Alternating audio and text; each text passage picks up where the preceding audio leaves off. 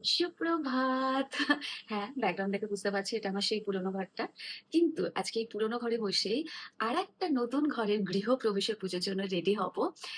But আমি নিজে ready হব না। অ্যাকচুয়ালি যার ঘরের গৃহপ্রবেশ আজকে তাকে রেডি করাবো।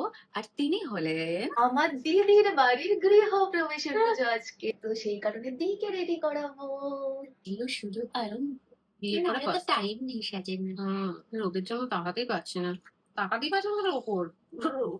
চোখের সামনে চোখের সামনে চোখ মানে তোদের তো ঢাকা পড়ে যাবে এ কি? সাজতে গেলে এটুকু তো কষ্ট করতে হবে। মেকআপ আর্টিস্টকে খেতে দে। মেকআপ আর্টিস্টকে টাকাই দেবো না তার খেতে দেওয়া। ব্রাশ হয়ে গেছে বাবা? না,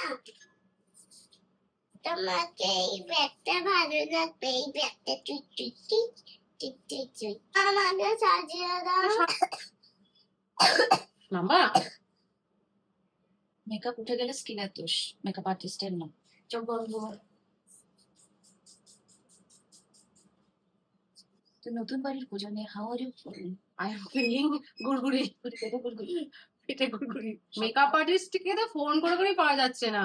বাসার মেকআপ আর্টিস্ট একটু ওরকমই হয়। এখনো ঘর সাজানো হয়নি। ভাইদাই বলেছে যে সাজিয়ে দেবে। ওই যে রাখলো তো পুজো।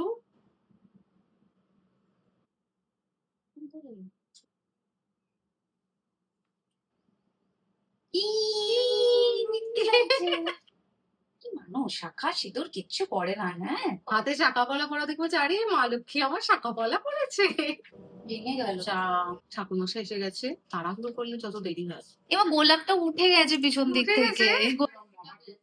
ওম বিষ্ণুরাম তৎসাধু হইল কোলা